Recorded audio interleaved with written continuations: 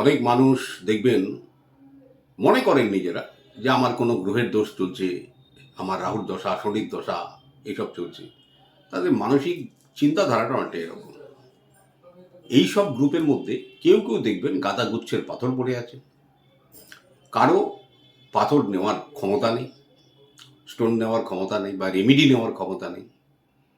তারা ওই YouTube, Facebook এগুলো ফলো করে, অ্যাস্ট্রোলজি চ্যানেলগুলো যে যা বলে, এই টোটকা করুন, ওই টোটকা করুন, এইটা সাথে নিয়ে যান, লটারি পেয়ে যাবেন। এরা মূলত হয়ে যায় লটারি নির্ভর।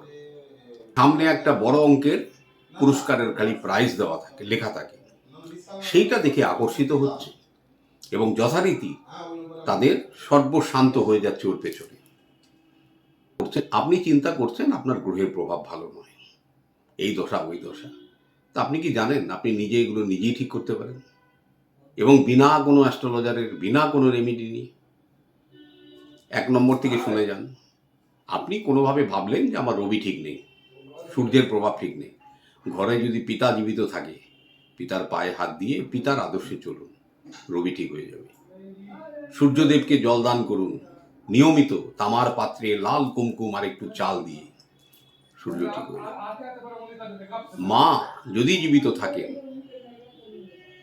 মায়ের সেবা করুন, জলের অপচয় করবেন না, একটু দুধ মিশিয়ে স্নান করুন, চন্দ্র ভালো হয়ে যাবে।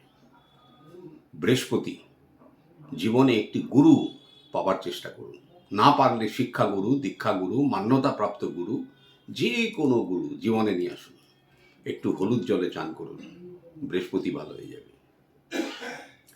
ছোট ছোট শিশুদের পারলে সেবা করুন, পাখিদের কিছু মুখ করাই বা কোনো দানা জাতীয় জিনিস দিন, ছোট বোনের সম্মান করুন, বুধ ভালো হয়ে যাবে। ভাইয়ের সঙ্গে সম্পর্ক মধুর রাখুন, যদি কোনো কারণে ভাইয়ের সঙ্গে সম্পর্ক বিঘ্নিত হয় ভাতৃস্থানীয় কাউকে সেবা শুশ্রূষা করুন, একটু তাকে সহায়তা করুন, মঙ্গল ভালো হয়ে যাবে। স্ত্রীকে সম্মান করলে শুক্র ভালো হয়ে যায়। শনি, যে কোনো লেবার ক্লাস যারা নিচু স্তরের কর্মী তাদেরকে যদি আপনি একটু সেবা যত্ন করতে পারেন, একটু কোনো রকমভাবে সহায়তা করতে পারেন, শনি ভালো হয়ে যাবে। ঘরে যদি পালিত কুকুর থাকে, এটা পালিত কুকুর আপনার তো ফ্যান্সি ডগই, অনেক স্থানে কিন্তু রাহুর প্রভাব ভালো হয়। বিড়াল নিয়ে কিছু বলবো না, কেন বিড়াল আমরা খুব একটা সমর্থন করি না, যারা পোষেন তাদের ব্যাপার। পথ কুকুর যারা, তারাই হচ্ছে মেন প্লেয়ার। এই পথ কুকুরকে অসম্মান করা, পেছনে হিট করা বা দুধ ছ্যাঁচড় করলে কেতু কিন্তু আপনার হাত পা ধুয়ে পেছনে পড়ে যাবে।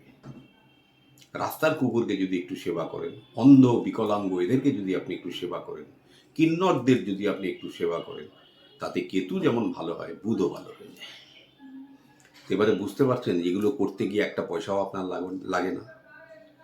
এক শ্রেণীর মানুষ তারা ফ্রাস্ট্রেটেড, তো কোনো ইউটিউবে কারো কোনো সৎ উপদেশ দেখে কমেন্টস কি করলো, ফালতু, কেন সে কিন্তু রাহুর প্রভাবে আক্রান্ত, এটা জেনে রাখবেন। কারণ তার মাথাতে ঢুকতে দেবে না, কেন তার অদৃষ্টে লেখা যে দুর্ভোগ সেটাকে সে নিজে বাড়িয়েছে তার আচরণের মাধ্যমে।